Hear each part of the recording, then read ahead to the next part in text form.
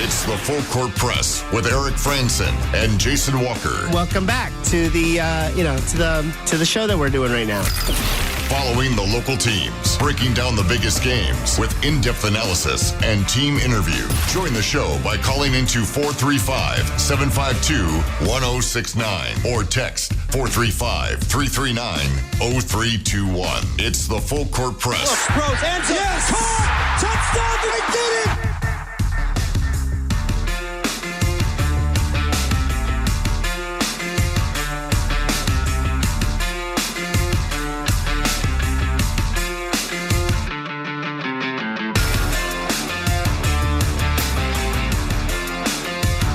Welcome on into the Full Court Press. Jason Walker here. No Eric Franson. No one else beside me except the text line, the Full Court Press text line, 435-339-0321. First hour went over Utah State football. Their ups and downs, mostly downs, finishing the season. I made it sound too negative. I mean, they did go 4-8, so mostly downs there, but just thoughts as the season wraps up and then transitioning into a new head coach. A lot of rumors. Bronco Mendenhall, Jay Hill, somebody else. What are the odds? If you have a prediction, you can send it in on the Full Court Press text line. If you think it'll be one of the Utah connections with Mendenhall or Hill, those are certainly the popular names. I'd kind of discounted that, thinking, okay, they're not going to go there. You know, they typically haven't gone with the obvious candidate, but so far, the hottest rumors are that those obvious names are the more likely candidates. So for once, it might actually be the obvious candidate. Also, the transfer portal madness beginning today. I don't think the portal technically opens up for like another week or so, but guys are already saying they're entering the transfer portal. Multiple Utah State players have indicated they'll enter the transfer portal. I think Simeon Harris did it like a week or so ago. Ryan Marks earlier today, and then 5452 helping me out. I hadn't checked Twitter to notice that offensive lineman Teague Anderson has also entered the portal. The starting right tackle for the Aggies for every game that he was healthy. I think he missed a game because he was injured, but he pretty much played the entire season. Was one of the had some of the best luck as far as health, but he is now entering the portal, and apparently a big enough name that he told ESPN. And then they took note of that and tweeted it out. Peter Thumel tweeting it out and noting that he'll get Power 4 interest, which makes sense. He's a starting tackle and did a pretty good job. He's a solid tackle. He had been able to play with Trey Anderson, who transferred. His brother Trey Anderson, who transferred from.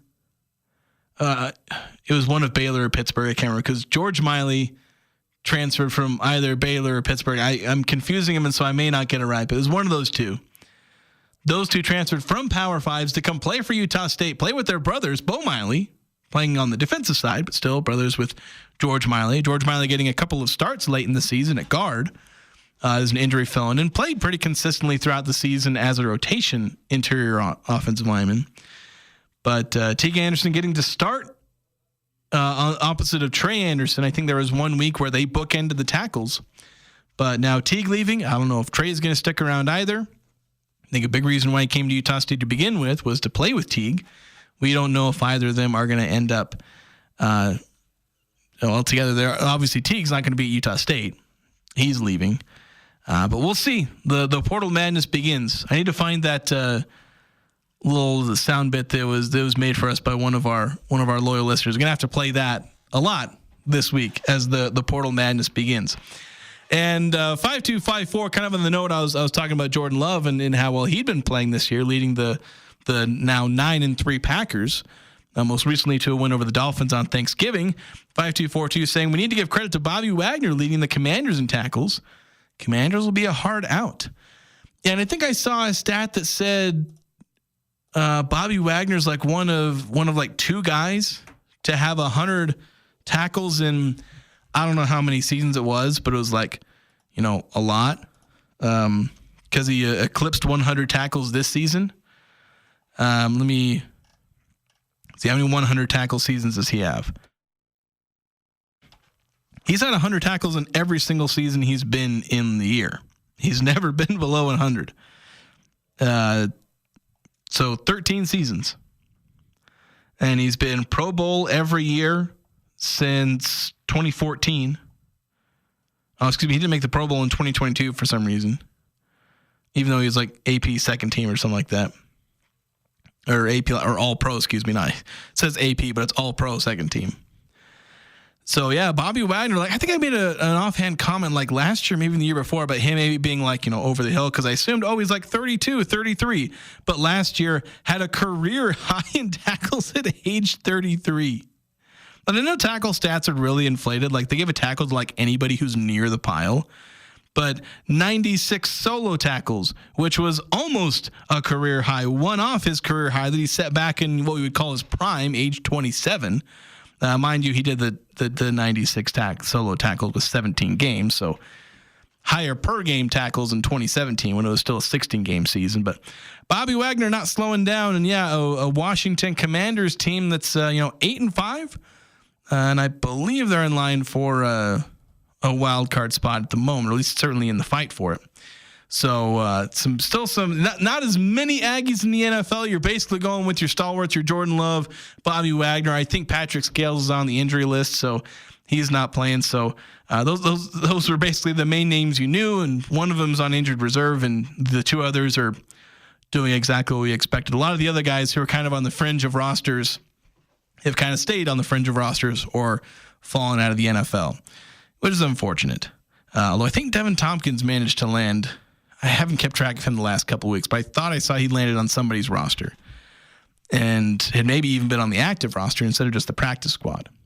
But want to shift gears over to Utah State basketball, the happier topic, and a chance to shift full time to focusing on college basketball as the Aggies are having a great start to the season, 7-0. And Jared Calhoun, now the only coach aside from Liddell Anderson in like 1962, was it? Or something like that, to be a first-year head coach and start 7-0. And Anderson started 8-0, I think. So Utah, Jared Calhoun, Utah State could very much break that record this year. And I believe the record for best start, as far as undefeated starts, is 9-0. Which happened in, I want to say, the 80s. So, heck, maybe even the 40s. But it's a pretty remarkable start and some pretty tough opponents, too. I know they started out with some cupcakes with, Alcorn State, who ranks in like the 360s in a lot of these rankings. And, also a Westminster team and teams like Charlotte and Montana that are kind of hanging out in the high 100s or low 200s in the rankings. But then 3 straight games against pretty solid squads. Looking at the KenPom, where they go from playing 356 Alcorn, 204 Charlotte, 200 Montana, to playing, Iowa ranks 49, St. Bonaventure at 89, and North Texas at 66. 3 straight top 90 teams in the KenPom rankings. Now, it's not where they are in the net, is that actually came out today. And we'll certainly talk about that. But these last 2 wins have been very solid. The last 3 wins, excuse me. Like, they've proven that Utah State is here to be a good team. They're certainly blowing out teams by 30, 40, 50 points. 3 straight 100-point games. Then, 4 straight games of 95-plus points. The Aggies are very clearly a great team. And these last 3 games just showed that, yes, they're still a great team. Heck, even when they weren't getting their offense, because that's something we've seen from Aggies in the past. I think it was that Ryan Odom 2022 team. They were a team that finished like top 30 in the net. Heck, they spent a lot of time top 20 in the net. And a lot of that had to do with the fact that they were like really good on offense and put up crazy efficiency numbers. But they were also pretty bad. Like when they were having a bad offensive game, they really struggled to win.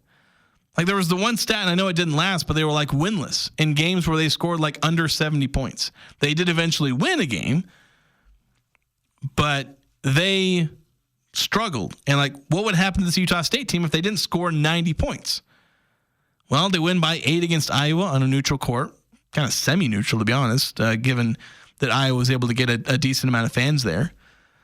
They win by 5 over St. Bonaventure, despite having one of the worst shooting halves on offense I think I've ever seen, and then following it up with almost as bad a shooting half against North Texas, still getting a win over the Mean Green. And I think these last 2 games have really shown a ton where, they're not playing exactly offensive powerhouses. St. Bonaventure and North Texas are not, high-powered offenses, although they are still, in the top half, so to speak. They're both like above 150. They're better than 150 in Ken Palm's offensive ratings. But they shut down St. Bonaventure and North Texas. Like, as bad as Utah State's offense was, they were forcing St. Bonaventure and North Texas to have just about as bad. Like, well, they were trailing by 2 or 3 in both of those games at halftime. Like Utah State, they go, let's see, what was it at halftime here? I'm trying to pull up the box score here, see how long it takes. My goodness. Yeah, so Utah State scores 25 points in the first half against St. Bonaventure. They're only trailing by 5. And they scored, 23, I think was what they had against North Texas. So they did even worse on offense as far as their output. And they were actually closer. It was 23-25. And like, that's, I think, the biggest thing. Because you can focus on Mason Falslev, who, had 28 points against North Texas. Mason Falslev made 10 field goals against North Texas, and the rest of his teammates made 10 field goals. That's just insane. He made 5 3-pointers. The rest of the team made 1. Mason Falslev put the Aggies on his back in that game. And he also had the 15 points, 12 rebounds against St. Bonaventure, who did have 6 turnovers. But to me, the biggest thing is Utah State, in 2 games where their offense largely disappeared, they were not the same offensive team. They were missing shots left and right. They could not buy a bucket in the first half of either games if Elon Musk was sponsoring the team. And yet, they only trailed by 5. Like, it's one thing to have a bad offensive half and then rally from like a 10-point deficit. But the fact that they trailed by a combined 7 points in a pair of first halves where they scored a combined 48 points. To me, that's the biggest thing, is that Utah State isn't just a team that if they have a bad offensive half, will just score 50 points and just, hit a bunch of threes and, have a crazy second half and you'll rally. Kind of like what they did against Nevada a couple years back, not last year because they lost to Nevada in the one game they played. But it was one where, and I think it was at home too, one of their players had 20 points in like the first 6 minutes or something like that because they went like 6 of 6 from 3. Just had an absurd start. The Aggies were trailing by like 20. They were losing like 20-3 or something like that. I don't remember the exact numbers. A lot of you probably remember this game too. But the Aggies just absolutely just went crazy in the second half, ended up just beating Nevada by just, they had a spectacular second half. But they trailed because, when their offense was gone, they couldn't muster anything on defense.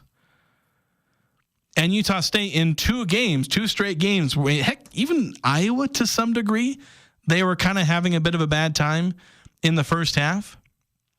But in all of these games where Utah State's had an iffy first half on offense, the other team is having just as bad a game, and Utah State's forcing it on them. Even when things are going poorly for them, they're not letting it impact every part of their game. They go out there, and you know what? You've missed your 18th straight shot. The stat of the game from the St. Bonaventure game was the fact that Utah State missed 18 straight shots, 18 straight field goal attempts. And in that span of missing 18 field goals, they took the lead and kept the lead throughout every one of those 18 missed shots, except for the first few where they were trailing in the first like 3 or 4. But then, they took the lead on free throw. That's how they took the lead, is they got a couple of free throws. And by the time the 18th shot missed, when that, it clanked off the rim, you'd missed 18 straight field goal attempts. The Aggies still had the lead. Because even though they were having one of the worst shooting stretches I've ever seen in my life, they were still out there rebounding, playing defense, playing as hard as they could. And that's probably the thing I learned the most about the Utah State basketball team when they went down to Florida. Because that was pretty crazy. 8908 texting in saying, Isaac Johnson hasn't seemed to be much of a factor so far this year. How can he become more involved or more impactful? And yeah, this is something that I kind of thought of over the weekend. I kind of just had an epiphany where Isaac Johnson, he's barely played. I was thinking, what Isaac Johnson moments have I seen aside from him starting almost every game when he's healthy? He did miss one game, and that was largely because he'd been in and out of practice, and and it was also the game against Montana where it wasn't as tough of an opponent. But yeah, Isaac Johnson playing, 14 minutes a game. And let's see the last couple of games, because I think he played more early on, but I don't think he's hardly played at all these last couple of games. 10 and 12, 10, 12, 13 minutes. 10 against North Texas, 12 against St. Bonaventure, 13 against Iowa. And 7, 4, and 2 points. So yeah, he's playing limited minutes. And I think a lot of that just has to do with the fact that, one, I think he's a guy who's dealing with a lot of injuries, and I think his body may just not be up to playing more than 15 minutes a game. And mind you, he's trying his hardest. You go out there and watch him, and my goodness, he's running up and down the field, the court, going for rebounds, giving it his all when he's out there. But I think it might be a durability thing. Like, he goes to the bench and he puts on one of those, back braces that I think has a heater on it as well to just try and, he's been wearing a knee brace at times. I think they're trying to manage his minutes due to injury, and also the fact that they've been playing smaller opponents. And so there's been less of a reason to play Isaac Johnson and Avin Gadarazzi. And also Carson Templin has been playing spectacularly. And so I think that is contributing to Isaac Johnson getting a few less minutes than normal. Than maybe, or I should say, than we were maybe expecting, especially when you notice that he's a starter, basically a full-time starter. 2304 pointing out, we're talking about Aggies in the NFL. I forgot Nick Vigil had made it back. He hadn't been on, I don't think, any rosters early in the season, or he'd gotten cut early. But yeah, on the Buffalo Bills, they recovered a fumble last night, and I managed to miss that. Granted, I didn't watch the Buffalo Bills game last night. But 8577, also on the Full Court Press text line, asking, how good was St. Bonaventure and North Texas? And these are going to be two solid mid-major teams. They're not going to be, neither is going to be a quad one win, because I think they have to get into the top 75, and I just don't see that out of either of them. Let me see let's see. Gotta see where they're at in the net right now. The net came out today. And, well, St. Bonaventure's actually, they're 50 in the net. So actually, these numbers are way too small. So the net actually likes them more than Ken Palm does, because actually all of these guys, and I guess that's where one of the texters noted this a little bit earlier, that Iowa is 4 spots away from being a quad one win. And I think they'll get there. I think they're going to push up toward, borderline quad one. It might be tough for them in the Big Ten. We'll see, but I think they're going to be a borderline quad one. St. Bonaventure and North Texas are going to be quad 2 wins. I know they're close right now. St. Bonaventure is 57. North Texas is 59. I think they're going to be solid quad 2 wins. And I think those will be considered pretty respectful. When you're seeing national writers, people who cover college basketball with a national perspective, saying, yeah, Utah State's good because they beat St. Bonaventure and North Texas. And that's where, you faced a couple of solid opponents. Now, to the casual fan, you may not see a ton, but these are two programs that are solid. They're going to go down as solid wins. They're going to go down as top 100 team wins. Right now in Ken Palm, St. Bonaventure is, 89 in Ken Palm. North Texas is 66. And with North Texas, you think, you only scored 61 points. But North Texas, for one, is one of the slowest paced teams in college basketball. That game was always going to be fairly low scoring, and has the 19th ranked defense by Ken Palm's metrics. So North Texas was a tough opponent, and they're going to force a lot of teams to score very few points this season. They're kind of like, in terms of points per game numbers, kind of a lot like Stu Morrill's teams. Not going to draw a direct comparison there, but slower pace, fantastic defense, and as efficient as you can manage offense. Their offense is going to kind of be their weakness this year. But even then, they're not like bad on offense. That'll just be the deciding factor between whether they go like 18-10 or like 23-7 or something like that.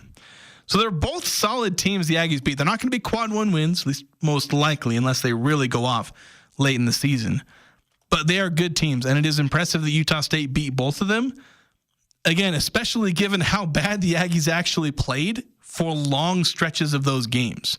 They played poorly for like at least 1/3 of both of those games. Like played bad, at least on offense. On defense, they actually played great for the entirety of both of those games. So on one side of the floor, on offense, they played bad for about 40% of those 2 games combined, and they still won both games. And so I'd consider it pretty impressive.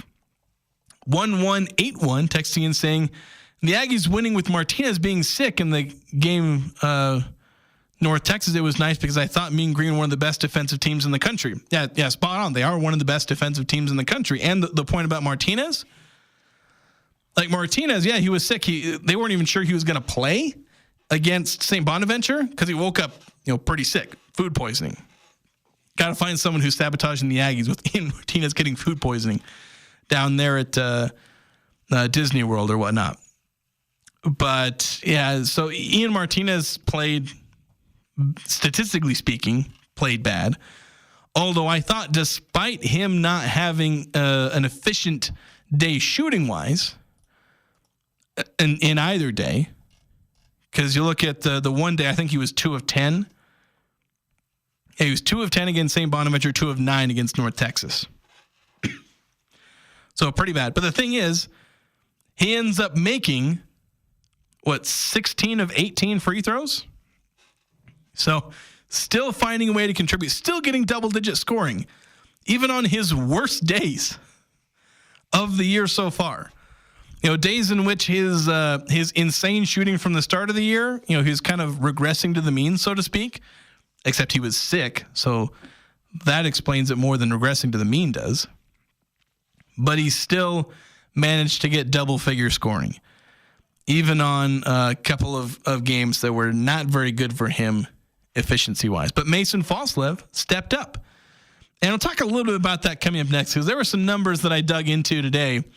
Probably going to have a written article on this, but the step forward that Mason Falslev has taken has been pretty impressive. So I want to get into that. We do need to take a break, so we're gonna shift gears on that. We'll also jump into the net rankings, some of these average rankings. I posted about this on social media, so a little bit about that. So we'll have all that coming up next here on the Full Court Press. 'Tis the season, and if you're getting engaged, bring that special someone to S.E. Needham Jewelers. You will love our extensive selection of beautiful engagement rings. Also, you'll select a diamond from Utah's largest selection of loose diamonds. You'll find a unique ring at an affordable price with diamonds direct from Antwerp, Belgium at internet pricing. It just doesn't get better. And you may also take advantage of our 12-month interest-free financing. Open Monday through Saturday, 10 to 7, where Utah gets engaged. S.E. Needham Jewelers, middle of the block, at the sign of the clock. Who do you turn to if you want to change out your wood or pellet stove? Advanced Fireplace and Stove. They were voted the gold medalist for Best of Northern Utah for the 4th year in a row in the fireplace retrofit category. Be ready when the government's next wood and pellet replacement incentives pop up. Advanced Fireplace can help you navigate the paperwork. For more information, call Advanced Fireplace and Stove, 752-7272. Online at advancedfireplaceandstove.com. This is Jordan with Primrose Home Care and Hospice, and I'm here with Barbara. Barbara, how did you become acquainted with Primrose? I had been trying to get another company to come and help me, and I had waited about 2 weeks, and I needed a bath. My neighbor suggested that she would make a few phone calls, and that very afternoon, Mark Stokes was sitting in my front room, and he said, "What do you need?" Primrose Home Care and Hospice. We're your home team. With inflation at record highs, why buy new if you can repair your current machine? Daryl's Appliances factory-trained technicians spend hundreds of hours in training each year to ensure your appliance is repaired right the first time. You can have peace of mind. They offer no-risk service, meaning if you want to purchase new, instead of repair, you can apply up to $95 of your service call towards an appliance purchase. See store for details. Daryl's West on Airport Road, open until 6 p.m. on weekdays, 5 on Saturday. It's the Full Court Press with Eric Franson and Jason Walker.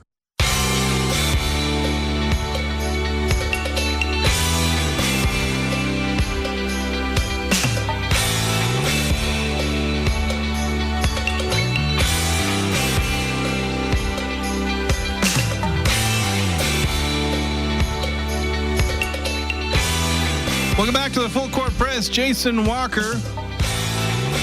Me, myself, and I, and the Full Court Press text line. I've had a lot of interaction. Thank you so much for those. Love interacting with you guys on the show, getting your guys' thoughts, opinions, even when they disagree with me, because it adds a lot of flavor. You get some back and forth. And it makes my job a lot easier. I love being able to interact and have this be more of a chat about sports rather than me ranting into a microphone for 2 hours. But speaking of ranting, I want to do some of that on Mason Falslev, although not so much ranting as just praising a guy who has very clearly taken a step forward this season. You know, this is a player who nobody was really doubting that he would take a step forward. This is a guy who had a promising freshman season. He averaged, 11 points and, a handful of rebounds and assists and steals. When I looked at Utah State's record books in their media guide, they have 24 categories for freshman records, and Utah State is in the top 10 of 18 of them. Now, mind you, there's a lot of overlap because they'll have like points and points per game and rebounds per game. So it's probably more like 12. But he's in almost all of them. Like the only ones he's not in is like blocks per game, and I think 3-point percentage, and I think free throw percentage. So there's a few things where he wasn't great at free throw shooting or 3-point shooting last year. So he didn't finish in the top 10, but he was top 10 in everything else: assists, steals, points, rebounds, block, all 5 main statistical categories, set blocks. So 4 of the 5 main statistical categories. Was also in a bunch of field goals attempted, some that maybe don't matter as much. Are you really that impressed? That he was in the top 10 in attempted 3-pointers as a freshman. Maybe not the biggest flex, but still, this is a guy who was very productive as a freshman and started, it was every game he was in. I think he missed one game. It was in the Mountain West tournament.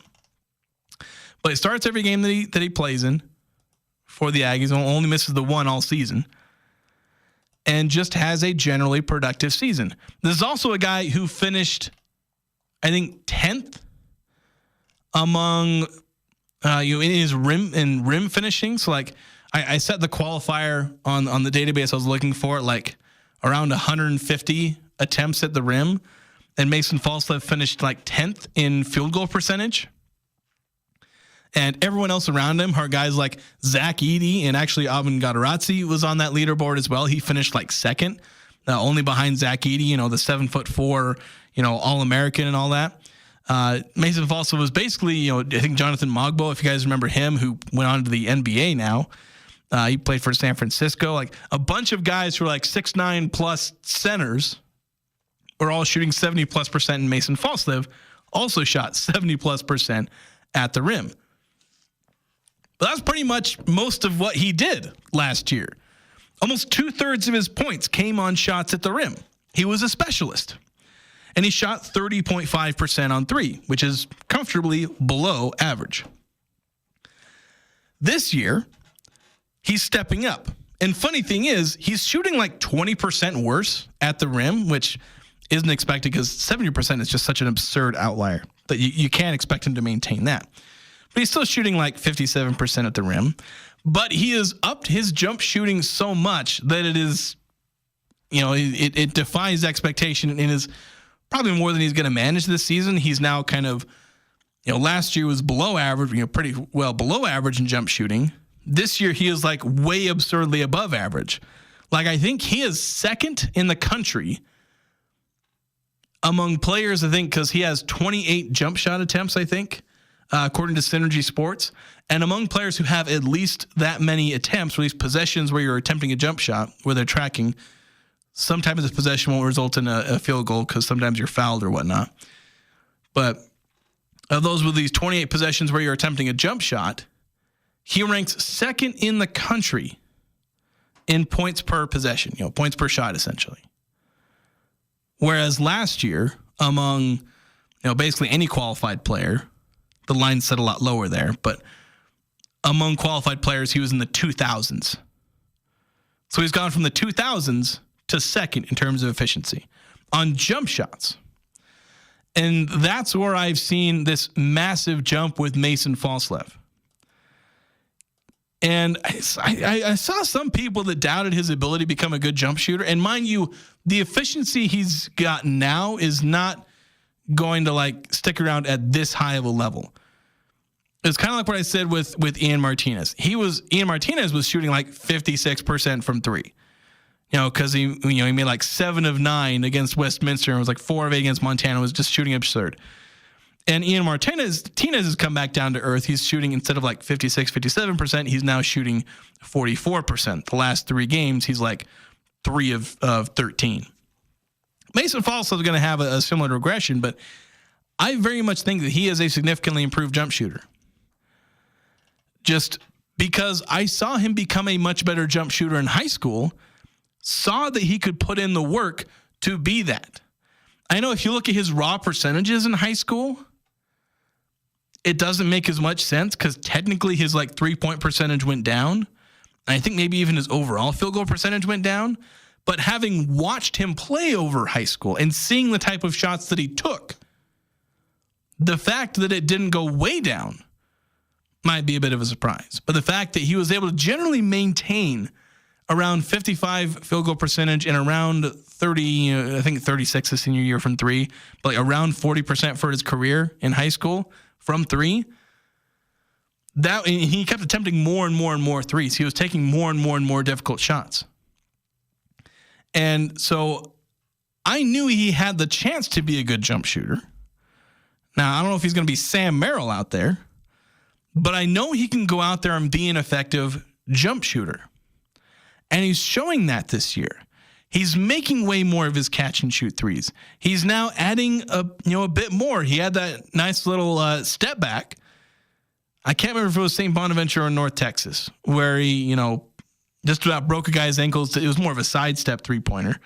But I think it was also late in the shot clock, and he drains a key three-pointer. And he's had multiple shots late in the shot clock. Heck, Synergy's tracking actually has Mason Falslev making 6 out of 6 attempts in the last 4 seconds of the shot clock. He's a perfect 100% when attempting a shot in the last 4 seconds of the shot clock. So he's becoming, clutch in the last few seconds of the clock as well. This is a guy who's going from being like a fourth option last year behind Osibor and Ian Martinez and Darius Brown at times. Like, I know there were some games where Mason Falslev was acting more like a top option because he did have a game where he had 25 points. He had several where he was the leading scorer, like 18 or 19 points.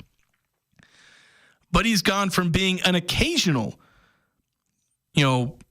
volume scorer to this is a guy who is taking on the mantle of being the guy. And I think one of the most indicative things was something that Jared Calhoun said after the North Texas game, the one where Mason Falslev scored 28 points, was putting the team on his back. And as I mentioned earlier, Utah State made 20 field goals total against North Texas.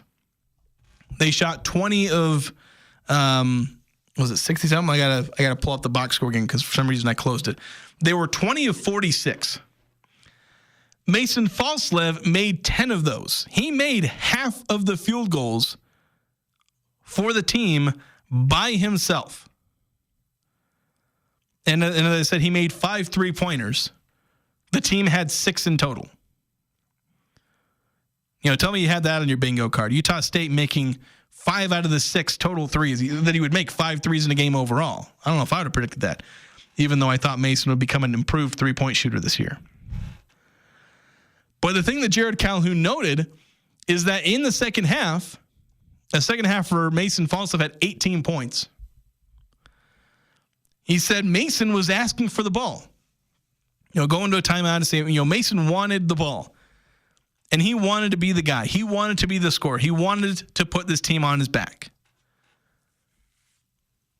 And that, to me, that is him taking on the mantle saying, look, I know that I have the hot hand. I know that Ian's kind of sick. I know that everyone else is having a bad game. But he's 10 of 16 for the game. Heck, at one point, he was borderline perfect from the field. It's I think he made most of his early shots. Didn't miss a ton, actually, funnily enough, until later in the game. We actually missed a couple of shots back-to-back toward the end of the game. But still coming up big in the middle portion of that second half, where he wanted the ball, he wanted the smoke, he wanted to go in to the heat of one of the best defenses in the country and go at it head on. And he succeeded. Again, 28 points, career high. Missed a couple of free throws late in the game. Should have gotten to 30 points. Would have been his first 30-point game, obviously. But to me, that was huge for Mason Falslev. And perhaps just as huge, I pointed this out on social media, but he had 1 assist, but it was on a play where, it was in the portion of the game where he says, I want the ball and I want to go score.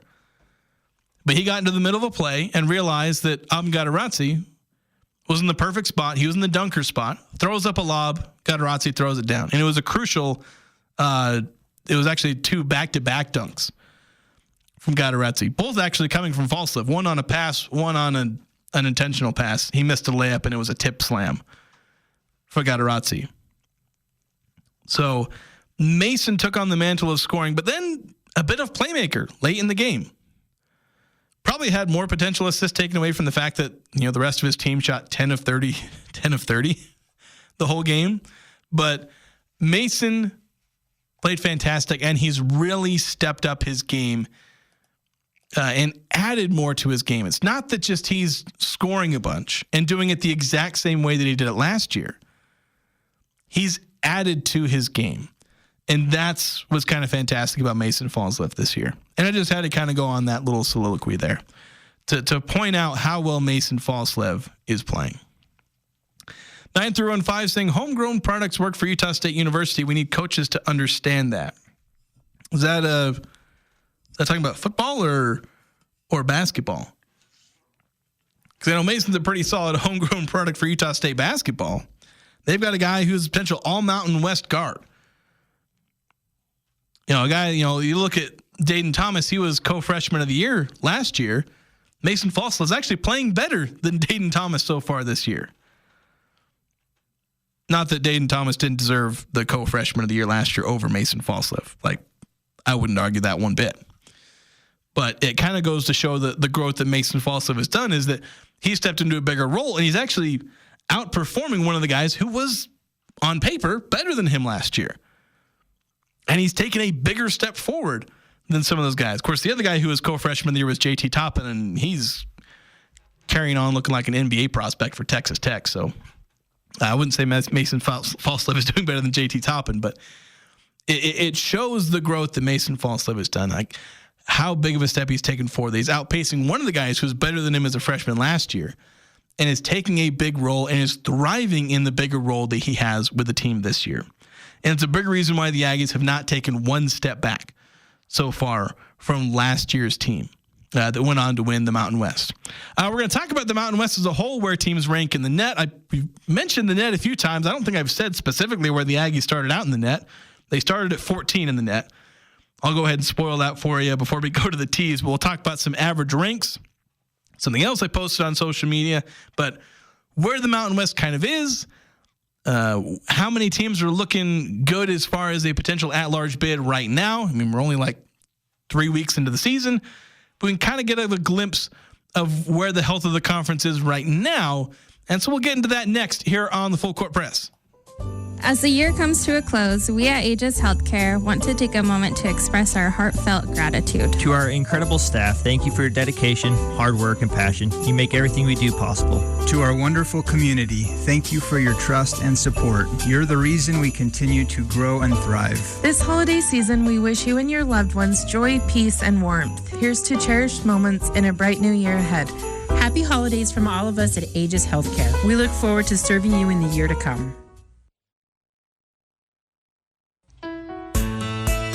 It's back. Jarek's Fine Jewelry in Logan is having our annual Pick a Pearl event. If you've attended this in the past, you know how much fun we have. And if you haven't come before, you don't want to miss this exciting event. For only $10, pick your oyster, open it that day, or save it for that stocking stuffer surprise. Mark your calendar, Friday and Saturday, December 13th and 14th. Pick a Pearl at Jarek's Fine Jewelry, 930 North Main. Look for the bright green cars.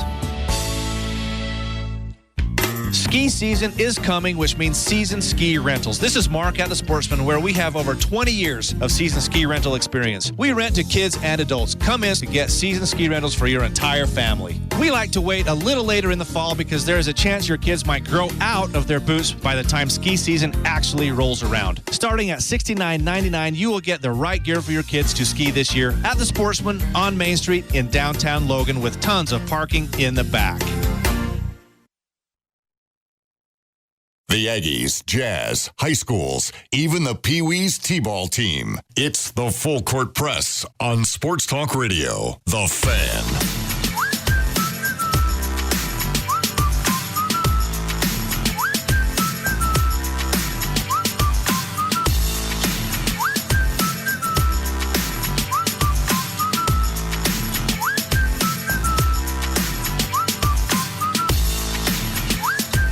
Welcome on back into the Full Court Press, talking Utah State men's basketball. They're rolling through the season 7-0.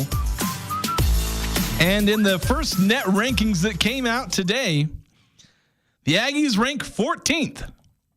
Higher than I expected, but not incredibly surprising. I was thinking that the Aggies could make it into the 20s, maybe even the teens. I would have thought that, 5-point wins over St. Bonaventure and North Texas, granted those two being in like the 50s in the net, probably helped in that regard. But I expected the Aggies to be significantly higher ranked in the net than they were in something like KenPom, where they're ranked 47th. Or even in like Bartorvik, where I think they're ranked 55 or something like that. T-rank. Although ESPN, their BPI, which is normally like notoriously anti, mid-major conference, they have the Aggies ranked 36th. Which is like, dang, that's high. Normally you don't have them like ranking them, like the AP poll barely ranks the Aggies higher than ESPN's BPI, which is surprising to me. The KPI rankings, they've actually usually liked the Aggies as well. But these are a lot of these are the stats that are on like the team sheet. Like the NCAA committee gets these team sheets, and it has the rankings. It has the net and KenPom and BPI and KPI and T-rank, and there's also strength of record and wins above bubble. I think was the WAB. I think it stands for wins above bubble or something like that. Basically rankings on like how strong is your record, like. Because it measures strength of schedule and on all that stuff. And so the Aggies actually rank like 17th in strength of record. I think it says 12 on this one page, but I think it might actually be 15 last time I checked it. But, the Aggies doing really well in some of these rankings. And actually, like when I went back and did my average ranks, I did this for pretty much all last year with Mountain West teams. I just get a spreadsheet and I put in a bunch of rankings. I got up to like 10 or 11 last year because I was including like Haslametrics, Evan Mia, a lot of rankings that I go to and I tend to trust and use for previews and things like that. But I figured, hey, let's just narrow it down to the 7 that I could confirm were on the team sheet. And so that's the net, KenPom, BPI, KPI, T rank, strength of record, wins above bubble. Those are the ones that I went with. Where are the average ranks for all the Mountain West teams in those specific rankings? And the answer for Utah State, the answer is the average rank is 27th, where they've got a bunch that have them in the teens. The lowest is the T rank at 55, Bartorvik. KenPom next at 45. They might have, let's see, I was just looking at KenPom just now. Did I have him at 40? No, he's still 45. I was using like a third-party site that was like checking all of those rankings and bringing it back. That's why I wasn't sure about the wins above bubble. It may have moved because the one website may not have updated from the other website. So the Aggies' average rank is 27.3. Nevada comes in at 2, 36.3. Then you got San Diego State, New Mexico, Boise State, UNLV, Colorado State, Wyoming, San Jose State, Fresno State, and Air Force. If you want to see the specific numbers and their ranks in all of these different metrics, I did post it on the good old X Twitter. So have that on there if you're curious the exact numbers. I think San Diego State, one of the comment I made when I posted, I thought San Diego State was kind of underrated. They're third at 40.6. I don't know if I mentioned that, but they beat Houston and Creighton last week. Houston was the number 6 team in the country. San Diego State getting a pretty good week, and one of their players, Miles Bird, I believe, getting Mountain West Player of the Week pretty much entirely on the strength of those two. Having good games against Houston and Creighton. So even though he had worse stats than Mason Falslev, who averaged like 18 points and like 8 rebounds, shot like 60+% from the field this last week, I guess beating St. Bonaventure and North Texas isn't as good as beating Creighton and Houston. So, and of course, Mason also won Mountain West Player of the Week last week. So I guess they didn't want to give it to him 2 weeks in a row, especially when you got a guy who led and put up good numbers against 2 top 25 teams. So it's not like they were unjustified in their selection. But kind of goes to show what San Diego State did. They really helped their case, although the net doesn't really reflect that. The net has San Diego State 60th, even though they rocketed up KenPom and BPI and KPI and all that. The net didn't like San Diego State as much. But I think it's kind of some of the reasons why Utah State, the net likes Utah State for similar reasons to why they liked the Utah State team from Ryan Odom's final year. They were highly efficient on offense. They were one of the best three-point shooting teams in the country. They had one of the better field goal percentages. And so the net, one of its primary measuring sticks is your efficiency. And it does take into account strength of schedule, but the efficiency is, that's something that it really likes. And so because Utah State, who is, I think, 9th in scoring offense, tied for 42nd in scoring defense, 9th in scoring margin, and, also getting tons of rebounds, having a really good turnover margin and having, enforcing a lot of turnovers and having a good turnover margin. Like, all of their efficiency numbers are really high. So the net loves that. Now, KenPom and BPI, they'll take into account a bunch of other things, trying to adjust some of these numbers to strength of schedule. So KenPom, for instance, doesn't give the Aggies, they don't rank them as the 9th best scoring offense. They have them as like the think they're barely a top 50 offense. So clearly good, but not like, top 10 in the country, because they're trying to adjust for, and as of now, they're only barely getting out of their preseason mode where they're basically just throwing around guesses. Now these rankings are going to be a lot more based on what's actually happened. They're finally working their way out of kind of a preseason mode. So they're not going to see the Aggies quite as good because they're trying to adjust for strength of schedule, and that's hurting the Aggies a little bit more than the Net's calculation of strength of schedule. So the Net's going to continue to love Utah State. I think they're going to stay in the top, unless they really tumble and lose like several games and lose them pretty badly.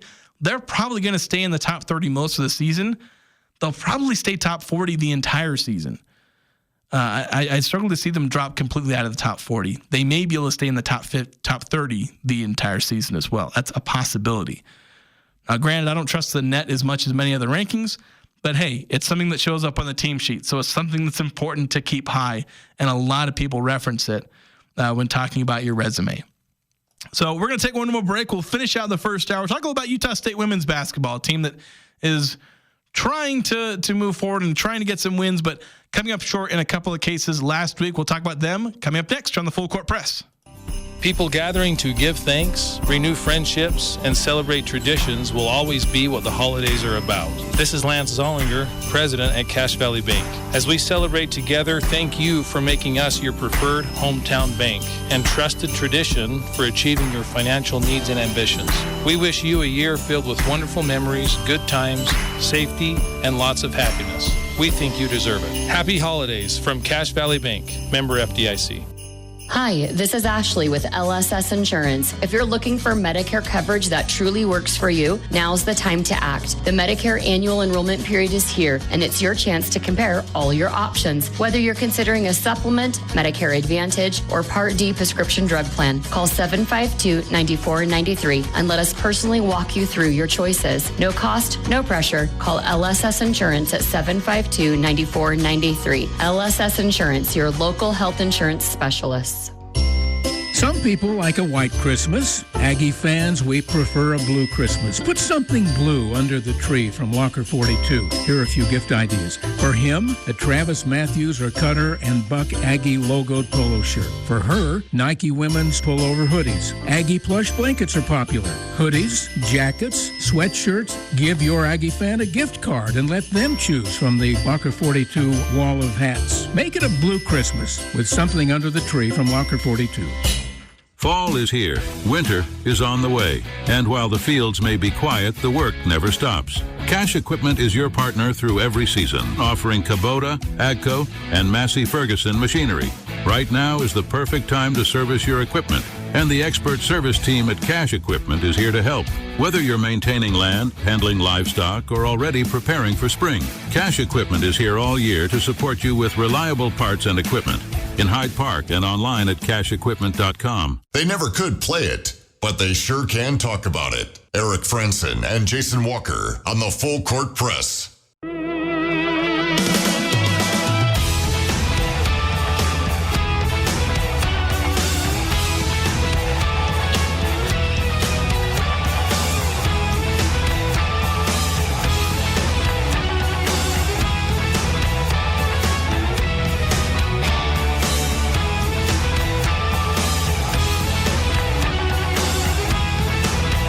We're back here on the Full Court Press, wrapping things up. Thank you so much for joining me throughout the program, especially on the Full Court Press text line, 435-339-0321. If you've got any final thoughts, and on 9 through on 5 has one. I want to make sure I fully understand this, though, saying, what is the last day before hiring a new coach this year you took too long as a university? I'm guessing, like, when would be too long? I think is what 9 through on 5 is, like, what day would be too long? If I've misinterpreted that, let me know, 9 through and 5. But as far as timeline, I was off base thinking they get it in by Sunday, Monday, like this Sunday, Monday. I guess I kind of overshot that, thinking they'd get it done super quick. And by all accounts, it's going to take longer than that. And so I was just kind of off base there. Whereas it's probably going to be looking a week longer than my initial thoughts there. Because what's helping is, like, you look at the two candidates that are popping up the most as far as names, Bronco Mendenhall and Jay Hill, neither of them have a conference championship game, so they're both just looking forward to a bowl game. That's what helps them the most. If you're going after a candidate who's going to be in a championship game, that's hard because they're still focused on a championship game. They'll skip out on a bowl game. They'll 100% do that.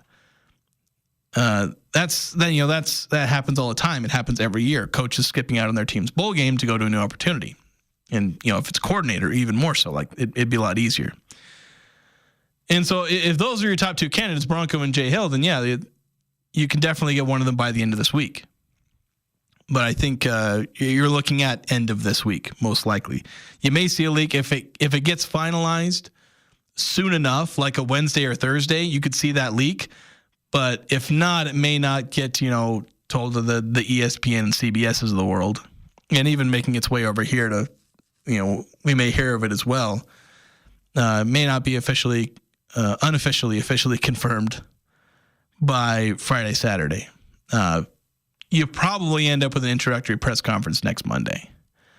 So I was off by, I think, about a week in my initial projection of when they'd have a candidate.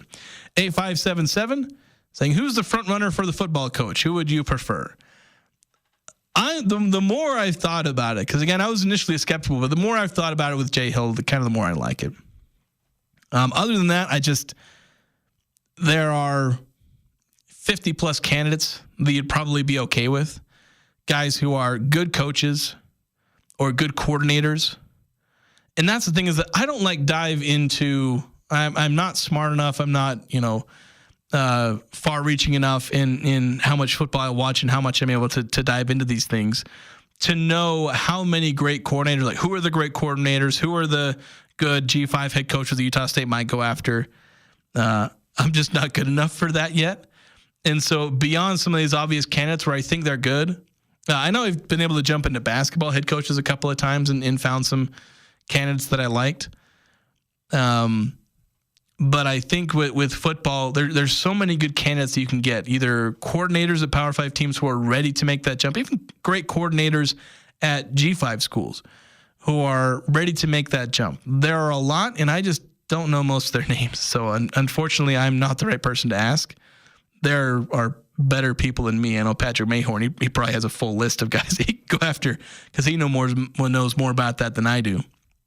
But I think Utah State's going to make a good hire.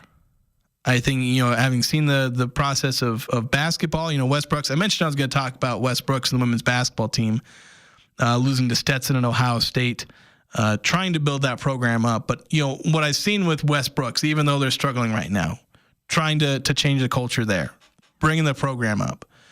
Jared Calhoun have just spent an hour talking about how amazing his team has done, how much players are improving under him. And so I think in that same vein, they're going to find a good head coach. And I think Utah State fans, I think there's a lot of apprehension that they're going to pick a bad candidate. I'm not worried. I think they're going to find a good head coach. Now, whether it works out, who knows? But I think they're going to find someone with a good resume and who has a good chance to succeed. And with Utah State going into the Pac-12, they're going to have a good foundation and a good trajectory going forward. But I think Utah State football is going to be just fine. And you can put this season in the rearview mirror. Success is coming for the Aggies. That's going to do it for us here on the Full Court Press. Thank you so much for listening, texting in. We'll talk to you guys tomorrow, and we'll continue this with more Aggie talk here on 106.9 The Fan.